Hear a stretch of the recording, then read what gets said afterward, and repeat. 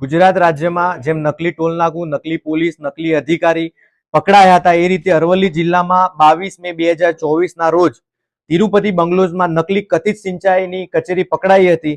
તેમાં પૂર્વ કાર્યપાલક ઇજનેર PM ડામોર અને અરવલ્લી જિલ્લાના પહેલા જે તે વખતના ભાજપના મહામંત્રી અને હાલના ભાજપના અરવલ્લી જિલ્લાના પ્રમુખ ભીખાજી દુધાજી ડામોર ની બંને અધિકારી વેવાય હતા. કાર્યપાલક ઇજનેર અને ભાજપના હાલના જિલ્લા પ્રમુખ ભીખાજી બંને વેવાય છે.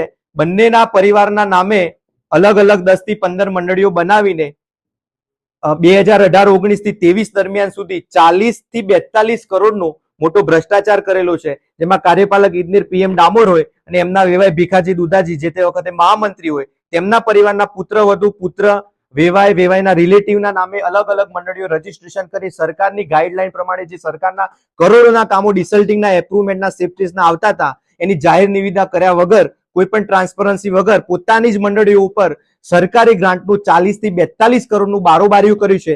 જેના તમામ પુરાવા સાથે આજે આ પ્રેસ કોન્ફરન્સ કરી છે અને આ બાબતે હું જિલ્લા કલેક્ટરને આવેદનપત્ર આપ્યા બાદ મુખ્યમંત્રી સાહેબને, વિજિલન્સમાં ચીફ સેક્રેટરી સાહેબને, નર્મદા જળ સંપત્તિના સચિવ સાહેબને તમામને લેખિત ફરિયાદ કરીને જો સરકાર ઝીરો ટોલરન્સ નીતિની વાત કરતી હોય અને ગાંધીનગરની રહેમ નજર હેઠળ આ ભ્રષ્ટાચાર ના થયો હોય તો આમાં તાત્કાલિક ધોરણે તપાસ કરીને જવાબદાર સામે ફરિયાદ દાખલ કરે અને કાર્યવાહી કરે તેવી અમારી ઉગ્ર માંગ રહેશે.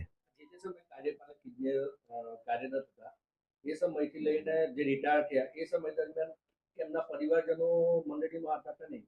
તમામ એમના કાર્યપાલક ઇજનેરના પુત્ર બંને પુત્રીઓ, એમના વેવાયનો મોટો પુત્ર તમામના નામે મંડળીઓ રજીસ્ટ્રેશન છે. એ સમયગાળા દરમિયાન વર્ષે 1-1, 2-2, 3-3 કરોડના બિલો નીકળ્યા છે.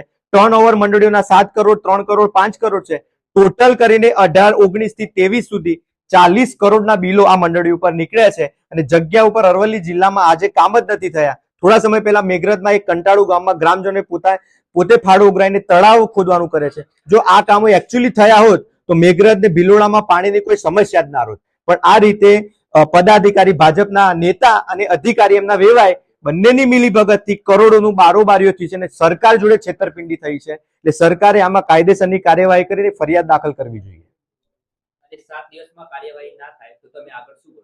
7 દિવસમાં કાર્યવાહી ના થાય તો હું લેખિતમાં મુખ્યમંત્રી સાહેબને, ગાંધીનગર તમામ આ જવાબદાર જે સચિવ છે બધે રજૂઆત કર્યા બાદ જો કાર્યવાહી ના થઈ તો હું ઉગ્ર આંદોલન કરીશ, ધરણા કરીશ અને જરૂર પડે તો ભૂખ હડતાલ પણ કરીશ. પણ આ બાબતે કાર્યવાહી થવી જોઈએ.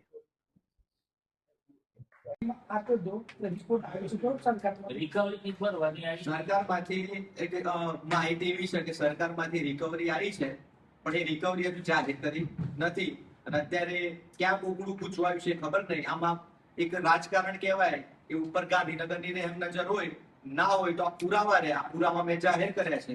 નકલી કચેરીની તપાસ બાજુમાં રહે પણ આ રીતે આ મંડળીઓ બની એ તો સાચું છે ને કે પૂર્વ કાર્યપાલક ઇજનેરના પુત્રના નામે, પુત્રીના નામે, એમના વેવાઈના નામે, વેવાઈના છોકરાના નામે મંડળીઓ તો બની ને મંડળીઓ પર ટર્નઓવર તો જો 5 કરોડ, 7 કરોડ, 3 કરોડ જિલ્લામાં કામો જ નથી ત્યાં. અને એક બાજુ આ જિલ્લા પંચાયતમાં બહાલીઓ લઈને 1-2 કરોડની બહાલીઓ મળતી હતી જેની જવાબદારી હતી કે નિવિદા બહાર પાડીને ઓછા ભાવે ટ્રાન્સપરન્સીની મંડળી કામ આપીને 100% ચેકિંગ કરીને કામ કરાવીને બિલ આપવાનું હોય તો એમની જ મંડળીઓ હતી તો 100% ચેકિંગ કઈ રીતે કર્યું?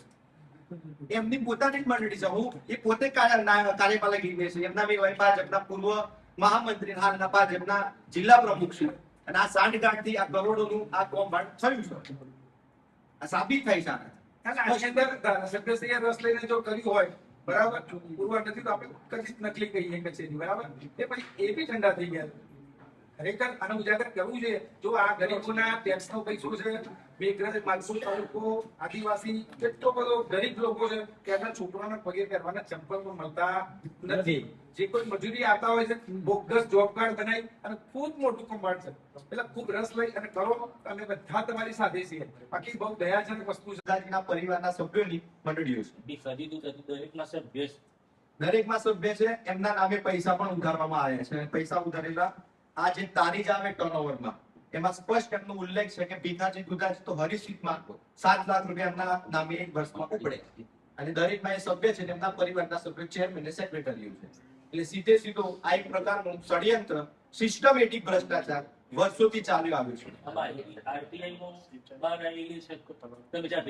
આ સમગ્ર માહિતી આરટીઆઈ થી અમુક જાગૃત નાગરિકો દ્વારા ટપાલથી મને મોકલેલી છે અને આ માહિતી છેલ્લા 1 વર્ષથી વેરીફાઈ કર્યા પછી આ પ્રેસ કોન્ફરન્સ કરવામાં આવી છે. એટલે તમામ મીડિયા મિત્રોને હું વિનંતી કરું છું કે તમામ માહિતી હું પીડીએફ બધાને આપીશ, સરકાર સુધી અવાજ પહોંચે અને ભ્રષ્ટાચારે જે માજા મૂકી છે એના સિસ્ટમેટિક જે ભ્રષ્ટાચાર થયો છે એના ઉપર એફઆઈઆર દાખલ થાય અને કાર્યવાહી થાય. મંડળી શું કામ કરી આ મંડળી શું કામ કરી? આ મંડળીની કામગીરી સેફ સ્ટેજ આવે, એપ્રુવમેન્ટ આવે, ડિસલ્ટિંગ આવે, એટલે જે તળાવ સુધારણાના કામો હોય, પાળ નવીનીકરણના કામો હોય, આ કામો જે બિલ લખાયું છે એની એમડી રેકર્ડ ચેક કરવામાં આવે અને જગ્યા ઉપર કામ ચેક કરવામાં આવે તો કામ જ નહીં પડે. જે ભીખાજી દુધાજી ડામોરના પુત્રવધુ છે, મોટા પુત્રના પત્ની છે, એના ટીમાની મંડળી છે. ધી રામ મજૂર કામદાર સહકારી મંડળી ભીખાજી દુધાજી ડામોર 1 વર્ષની કોન્ટ્રાક્ટ આવક 1 કરોડ